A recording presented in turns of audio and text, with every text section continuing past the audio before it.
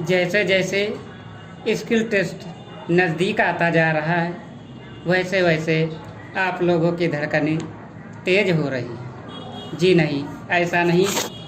आप लोग लिखिए, एसएससी ग्रेड डी के लिए 80 शब्द प्रति मिनट की गति से होगा। 800 शब्द होंगे रेडी, जो कि 10 मिनट का होगा। Ready, 5 second, start. महोदय, तो क्या आपस के छोटे मोटे झगड़ों के लिए हम डंडे और पत्थरों का उपयोग करेंगे और एक दूसरे की भावना, उनकी प्रसन्नता और उनके विचारों का ध्यान नहीं रखेंगे?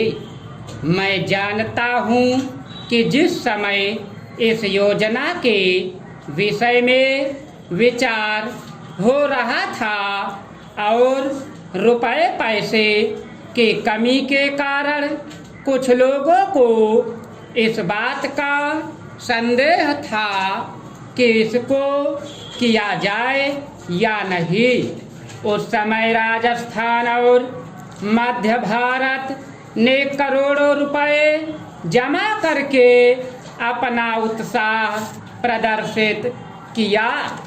इससे लोगों में केवल उत्साह को ही प्रोत्साहन प्राप्त नहीं हुआ, बल्कि उनमें सहयोग की भावना का भी विकास हुआ, क्योंकि इतना बड़ा काम यदि ऐसी भावना पर नहीं तो और किस भरोसे पर हाथ में लिया जा सकता था।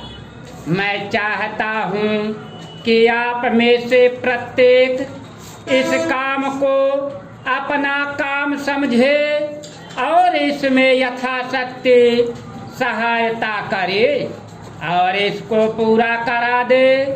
कल मैंने सुना और मुझे यह देखकर प्रसन्नता भी हुई है कि आप लोगों ने यहाँ पर किसी एक ही स्थान से नहीं बल्कि सारे भारतवर्ष से आदमियों को बुलाया है और वे आकर काम कर रहे हैं। बहुधा ऐसा होता है कि ऊंचे ऊंचे पदों पर बड़े बड़े अधिकारी दूर दूर से आते हैं, पर जो काम कठिन समझा जाता है उसको स्थानीय लोग ही करते हैं। इसके विपरीत मैंने यहाँ यह भी देखा कि केवल ऊंचे पदों पर ही नहीं बल्कि पत्थर तोड़ने तथा पत्थर काटने जैसा ठेठ मजदूरी का काम, जो कठिन काम होता है, मद्रास से लोग आकर कर रहे हैं। यह हर्ष की बात है। वे तो मजदूरी के लिए ही आए हैं, परंतु इतनी दूर से आने जाने में उनको सारे देश का ज्ञान हो जाएगा और जितने दिन वे यहाँ रहेंगे उनका यहाँ के लोगों से प्रेम और संपर्क पैदा हो जाएगा, जो सारे देश के लिए अत्यंत आवश्यक है। यह देश इतना बड़ा है और इसके निवासी इतने अधिक हैं कि जब तक सब राज्यों के लोगों का परस्पर थोड़ा बहुत परिचय कराने का विशेष प्रयत्न नहीं किया जाएगा, तब तक सबका सहयोग नहीं मिल सकता। हमारे पूर्वजों ने इस सारे देश को सदा ही एक माना और इसीलिए जब शंकराचार्य जी ने दिग्विजय की तो उन्होंने हिंदुस्तान के चारों कोनों में 4 मठ स्थापित किए। प्रत्येक स्त्री पुरुष के लिए चारों मठों का दर्शन करने का महात्म्य है। सभापति महोदय, जिस विधेयक पर इस सदन में चर्चा हो रही है उसका इस देश के अधिकांश लोगों ने और इस सदन में भी अधिकांश सदस्यों ने स्वागत किया है। इसलिए इसमें दो राय नहीं हो सकती कि यह विधेयक जनोपयोगी है। यह ठीक है कि कुछ लोगों ने जिनके निहित स्वार्थ है इस विधेयक का विरोध करने की हिम्मत की है। ऐसे लोगों में जनसंघ और स्वतंत्र पार्टी, जिनकी पूंजीवादी नीतियां हैं, उनका विरोध करना स्वाभाविक ही है। मैं आपके माध्यम से मंत्री महोदय से कह रहा था कि जहां तक विधेयक का स्वागत करने का प्रश्न है यह जनोपयोगी है।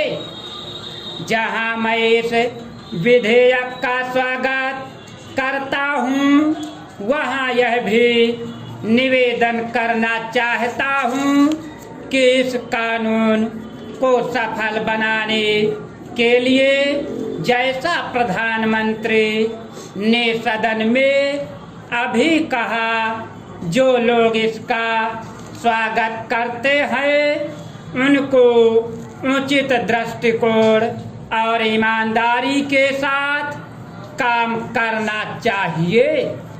हमारे देश ने गरीबी को दूर करने के लिए पंचवर्षीय योजनाओं के माध्यम से योजनाबद्ध तरीके से विकास के कार्यक्रम को चलाने की नीति अपनाई है।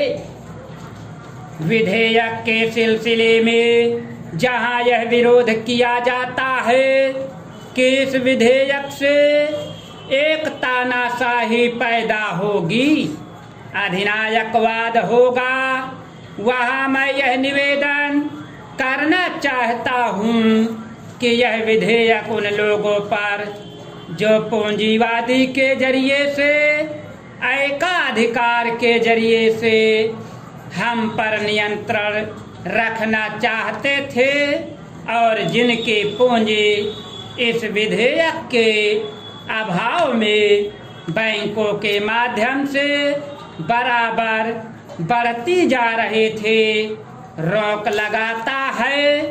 उनकी नीतियों का परिणाम यह हुआ, देश के चंद लोगों की पूंजी जो इन बैंकों के स्वामी थे अत्यधिक बढ़ गई। हमें मालूम है कि स्वतंत्रता के बाद देश में बिड़ला और टाटा की पूंजी किस प्रकार से कई गुनी बढ़ गई है। इसलिए कांग्रेस पर यह आरोप लगाया जाता रहा है कि उसके राज्य में मालदारों की मालदारी बराबर बढ़ती गई है। इसको कम करने के लिए कांग्रेस के निर्णय के अनुसार यह कदम उठाया गया। यह कदम स्वागत योग्य है, लेकिन जहां इस कदम का स्वागत करने की बात है वहां इस बात की आवश्यकता भी है कि यह विधेयक खाली कागजों में ही न बना रह जाए। आज के ज़माने में हमारे शासन में जिस तरह के नौकरशाही का बोलबाला चला आ रहा है, जिसको यह सरकार समाप्त नहीं कर सकी है।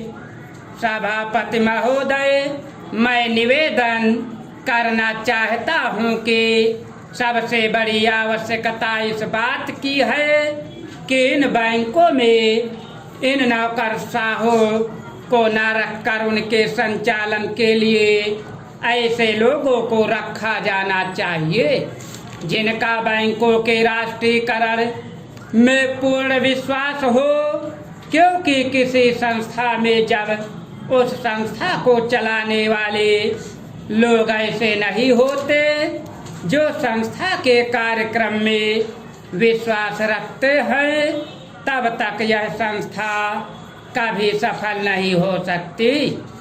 मेरा कहना यह है कि हमारे देश में सार्वजनिक उपक्रम जो असफल है उसका सबसे बड़ा कारण यही रहा है। जितनी भी असफलता हुई है उसका कारण हमारी नौकरशाही रही है।